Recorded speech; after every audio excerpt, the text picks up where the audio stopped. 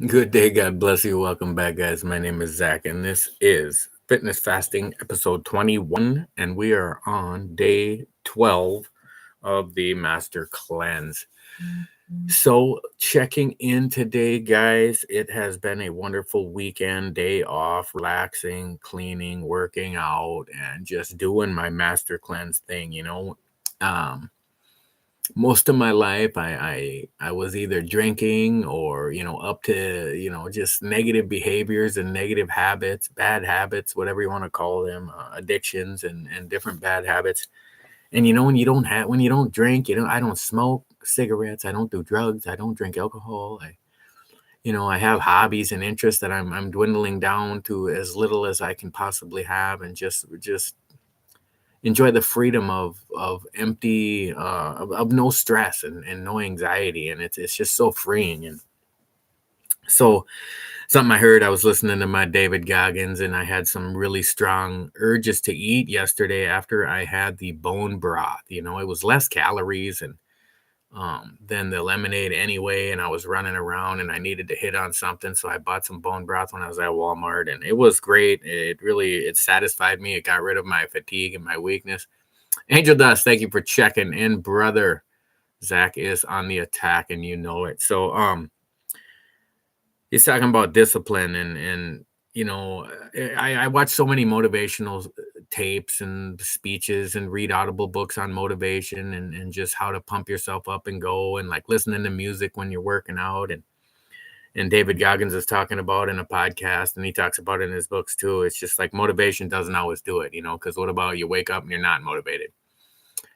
That's where your discipline, that's where that just consistency, and that just do it, just you're gonna just do it.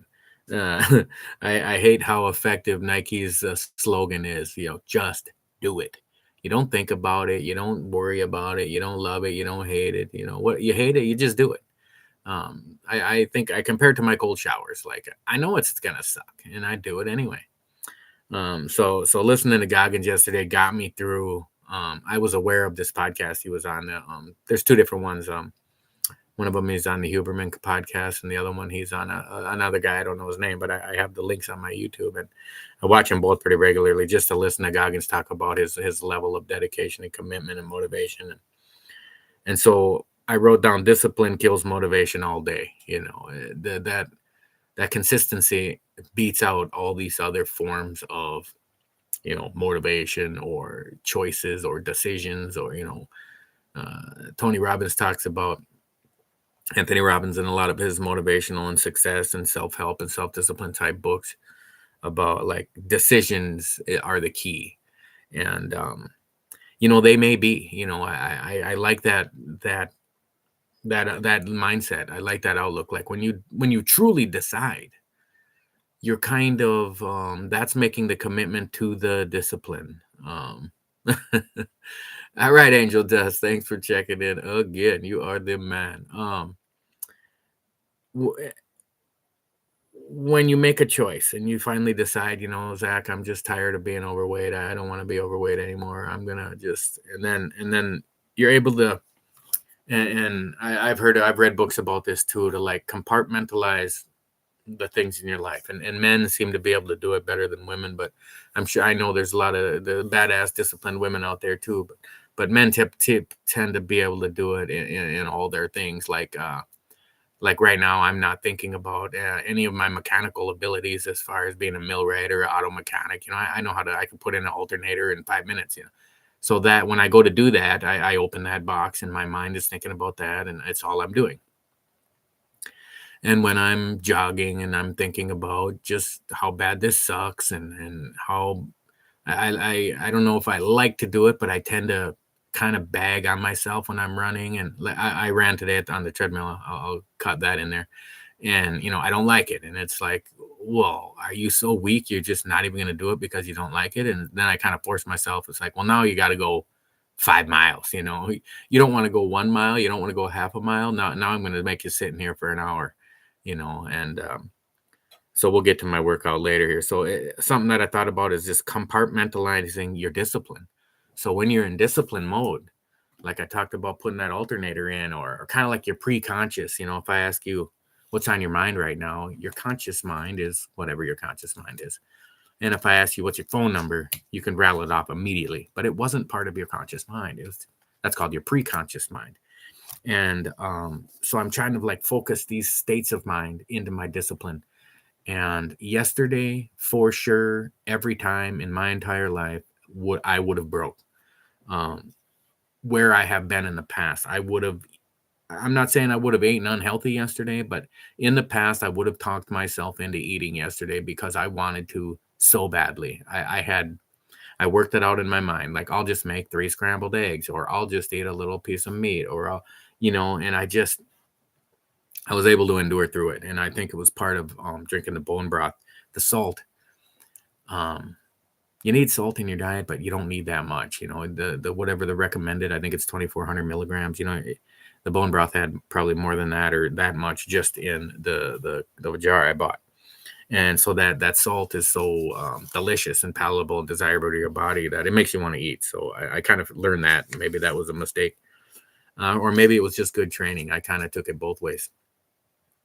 So compartmentalize my discipline, and just find what I'm willing to do right now, that I will do right now, that I can do right now. And just even as much as you can kind of see the background in my room still, I'm still these bins. I'm trying to get every single thing I own down to fit in 6 of these bins. Like, except for like I own a lot of I own some things that aren't going to fit in there, but they're in their own little compartments. But I've been cleaning out these shelves today and organizing and throwing stuff away, and it's like, just do it. I was driving around today, and I've known people, and I've been one of them, that are procrastinate. And I was driving around, because I'm always trying to compare, like, what is the use of this food, or what is the use of this behavior, this attitude? Why are you afraid of heights? Why are you afraid of the dark?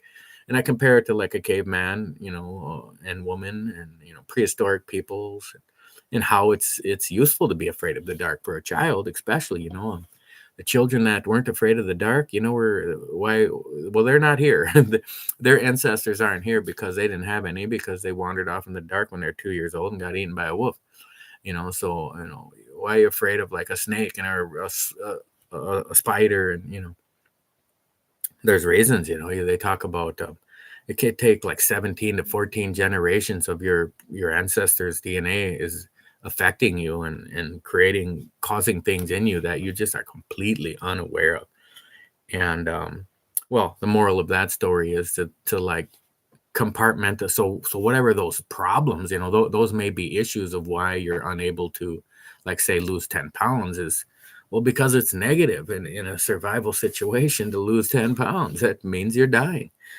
So you have to put that in a box that you're not paying attention to right now, and put this goal, this fitness, this health, this wealth, this happiness, and boil it down to tunnel vision, and just do it.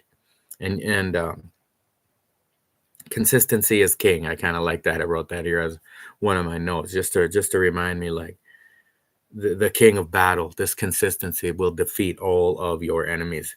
One decision to be the king. So, I was trying to figure out too, like, yesterday was so brutal on my desire to eat. And I had a little bit today, but it was nothing compared to yesterday. And it's motivational and helpful to me to think, I made it through a hard day, and now I know I can, and that knowing you can is not something that is automatic in you. Jordan Peterson, my favorite Canadian psychologist, popular author and world tour guy now, but he talks about in his books and his lectures, like, how dismayed he has been. What a revelation it was to him to be treating patients and have them just be so encouraged by any little positive thing he would say, like, you can do it, or you're going to be okay. And people are like, really? Like, you don't think you're going to be okay? You don't think you can do it? Well, no, people don't. And that's what this channel is all about, is to learn how can we believe in ourselves? How can we know we can do it? And it comes by, well, you have to build that belief in yourself. You have to build it up. You have to build the confidence. You have to build the belief. You have to build this self-esteem and this self-discipline. And how you build that is by doing. And so when you take actions, and I talked about it in some of my earlier videos because I had read a lot of like habit forming books. I was reading right as I started the channel, and it was probably one of the things that led me to start the channel was to have a new positive habit of doing this daily or bi-daily, um, just expression of myself and get it out there instead of having all these thoughts and feelings and words in my mind, and just get them out and get them out into the world and get them out into my reality. And you know, growing up, I was a runt and I got in a lot of fights and I learned how to fight. And then I got a little bigger, and then it comboed itself up into where I became a pretty above average, street fighter. And I took a lot of martial arts. And anyway, my point of that is, I learned how to scrap, and I learned how to take a punch, and I learned how to throw a punch. And it was coming into me today in boxing. I was never knocked out. I was knocked down by body punch, but I was never knocked unconscious by a punch to the head or face. And it was because it had come to me. I didn't really learn this, specifically taught it, but I was able to completely relax at the point of impact. I'm dipping, I'm dodging, and then somebody just tags me with a punch. And I didn't try to brace for impact. I would just relax and just let my head fly back and come back and let just absorb the blow by just kind of rolling with it. And even if I couldn't roll with it, deflect it off a shoulder or a hand, but to just relax and just let it blow my head away and just come back fighting. So I'm comparing that to my discipline right now. Like yesterday, I had to just relax and just take this punch in the face and say, dude, you got to come back with a straight right. I was thinking about David Goggins, and he's just an extreme example. Don't get me wrong, man. I'm no David Goggins, and neither are you. I mean, this dude is one of the most extreme individuals on the planet, and it's from his hard upbringing and something I didn't realize when I read his second book. Maybe he probably talked about it more, but that he was he was a 300-pound out of shape dude too before he joined the military. And he became a Navy SEAL, and the rest is history. But he was saying some things about what he does like year round, and I'll get to that here in a second. And I was like, wait a minute, what did he just say? So I Googled his net worth. I'm like, because I know he's got a couple, best-selling books, and he tours, and he makes money, and he has a saying, I put a cap on success. And now I understand what he meant by it. So I Googled his net worth, and he was worth around $10 million as of like the middle of last year. So I'm sure he's not worth too much more than that. I don't think he really cares about his like total net worth much. Because he was talking about he's a smoke jumper, and I had considered being a smoke jumper after I got out of the military because I was a paratrooper, and they were trying to recruit us. And I thought about it, but I didn't. Ultimately, I didn't go do it. But so he goes and smoke jumps, and if you don't know what that is, it's firefighters, paratrooper, or airdrop, by parachute into fires. Maybe a group of a half a dozen or 10 guys, and they drop they don't jump with all their equipment, but they drop their equipment separately and they go get it, and they fight fires, and they put out wildfires out in like remote areas that like don't have roads and don't have paths and trails to get there, so they literally just jump in, and they might be there for a week fighting a fire, out there, and they have air support, stuff getting dropped in. But so he's making like $15 an hour being a smoke jumper, and I'm thinking this guy's worth $10 million, and he takes the time for like months out of the year, and then he's an EMT, and like he has a regular job, like he busts his ass. And I used to think about like, how do billionaires have the desire to keep trying to be a more billionaire? Like, how does a guy with 10 billion want to have 15 billion? And the sad story of that is it's just that they don't know anything else to do.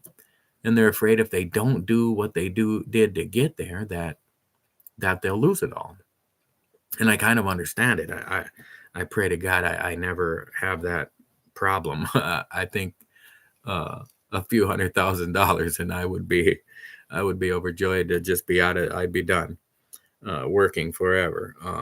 So, and I'm sure that's what David Goggins meant by put a cap on success, because he's got $10 million, and I'm sure his wealth will grow because he'll probably write another book or whatever. But what he meant by put a cap on success is he can't chase that dollar for the rest of his life, because he's got to chase what got him there. And that is getting up every morning and busting his ass, going for a 12-mile run and working out and lifting weights. And something I just heard him say he did every night was meditate and stretch for 2 hours, like as a block.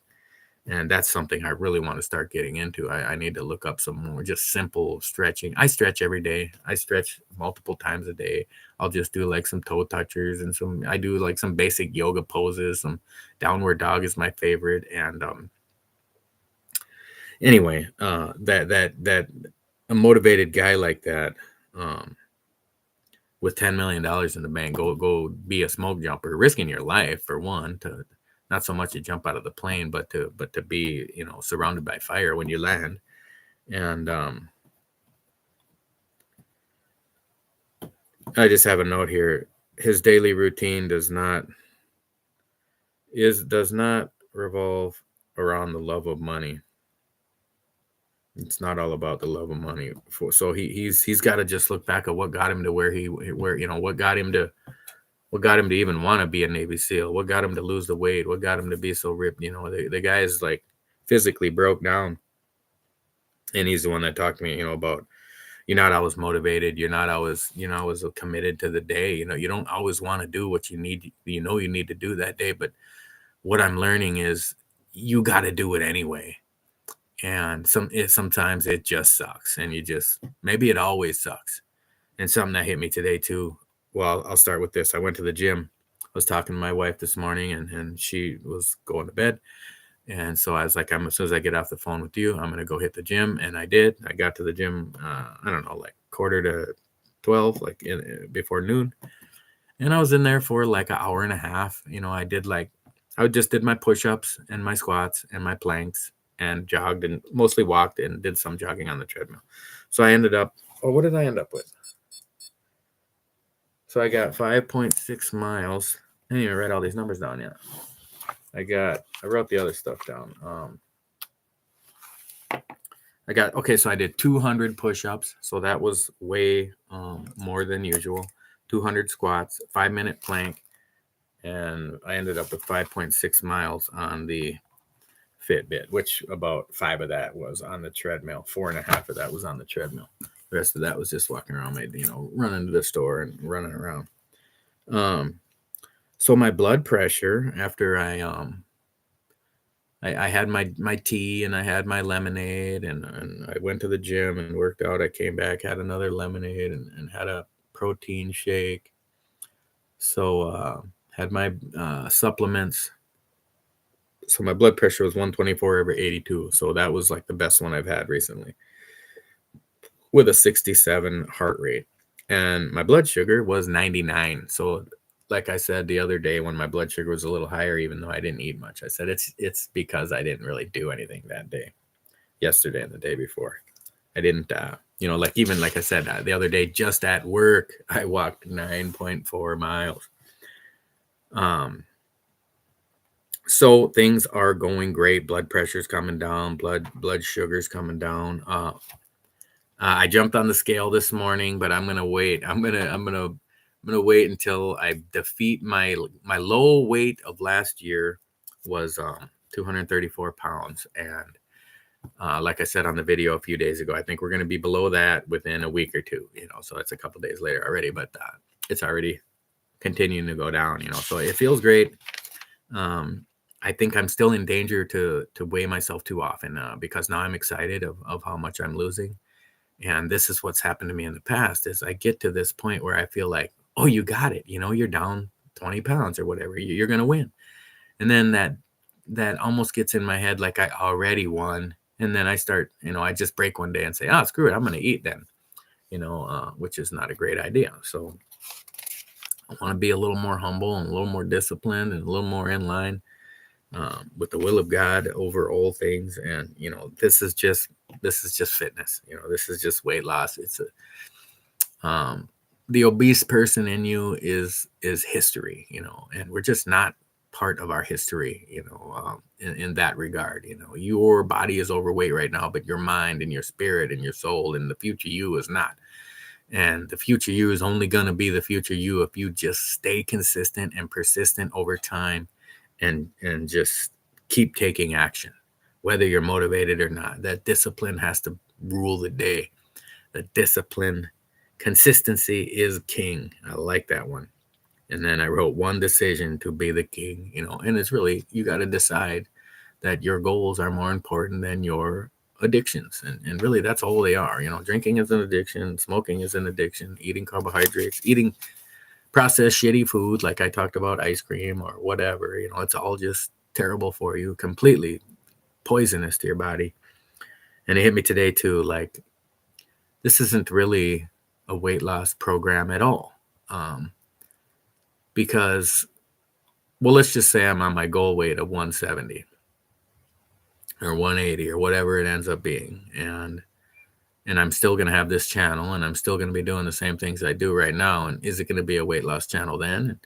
And the answer is no, because I won't be trying to lose weight anymore. Well, those are the things I'm already doing.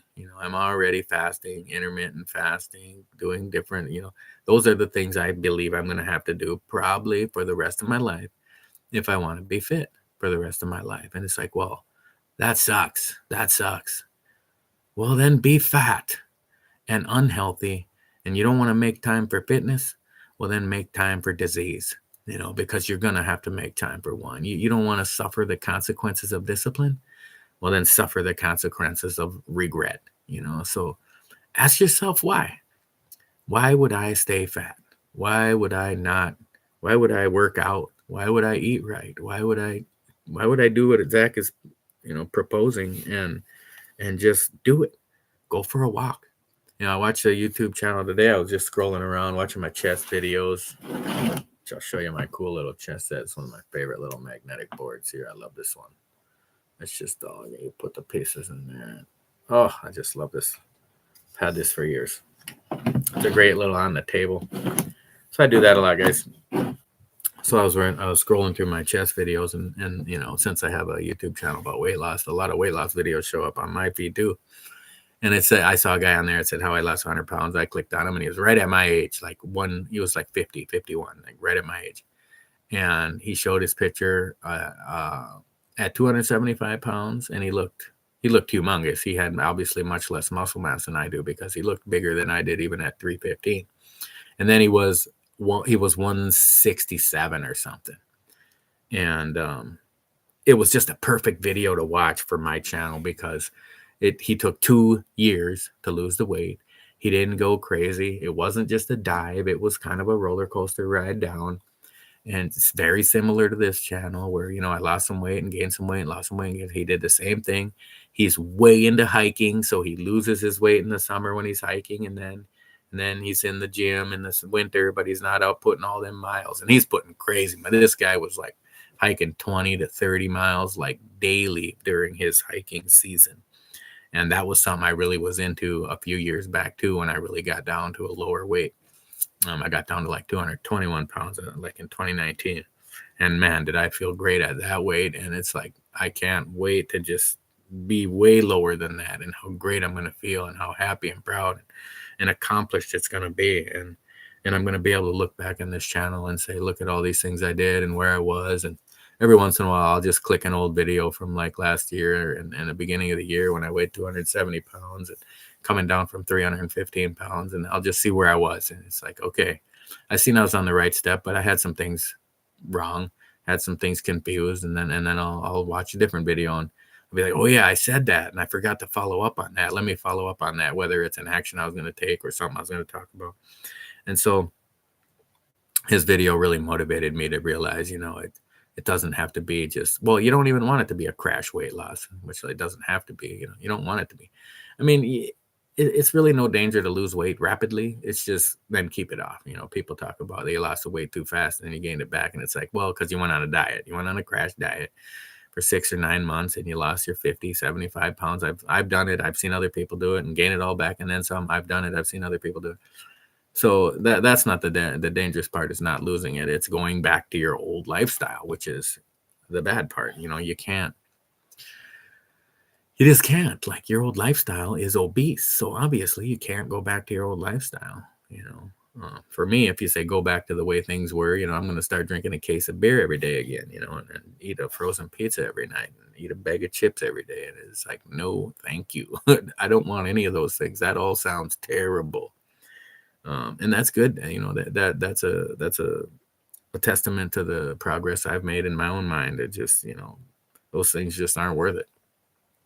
So what things are worth it to me is I have to believe in, I have to train myself for these small meals. And I'm very happy that I was able to hang on yesterday.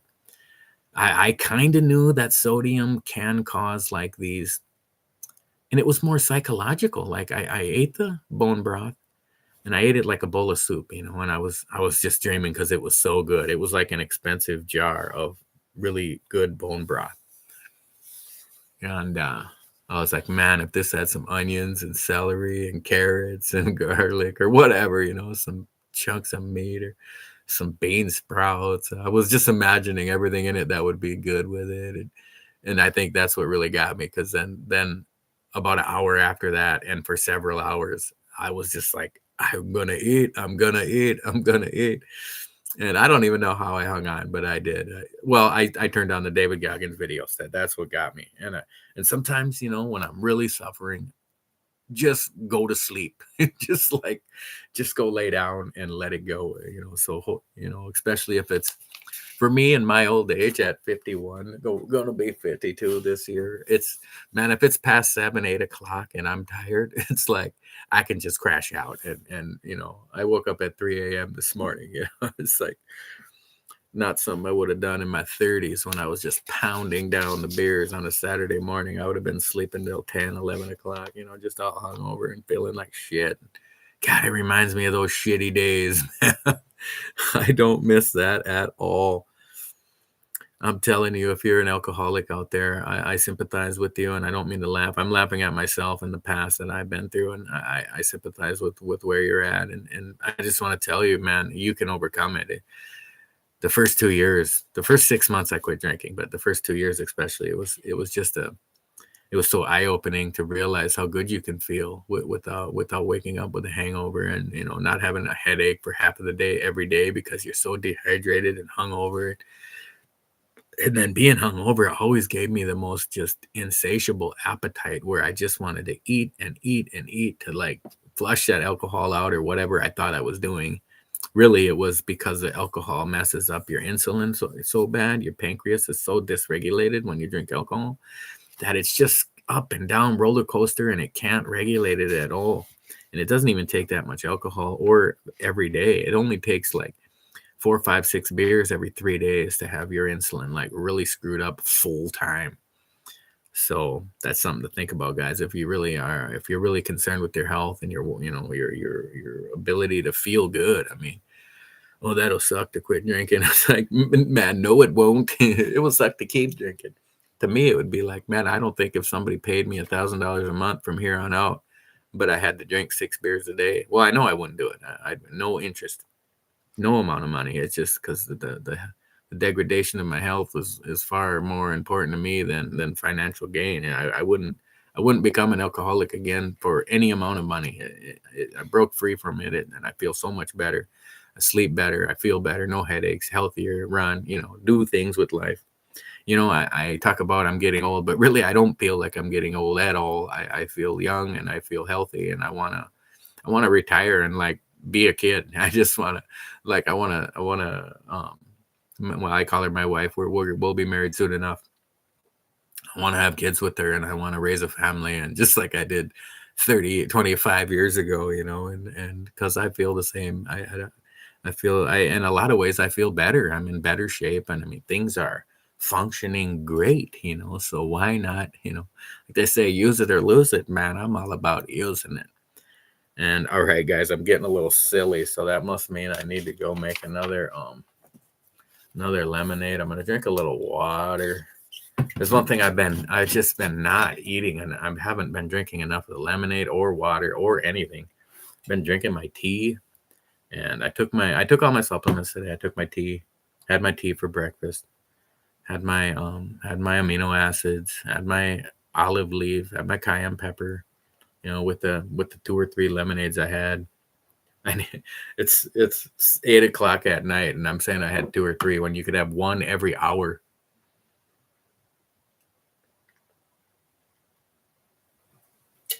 So guys, if you're new to the channel, thank you so much.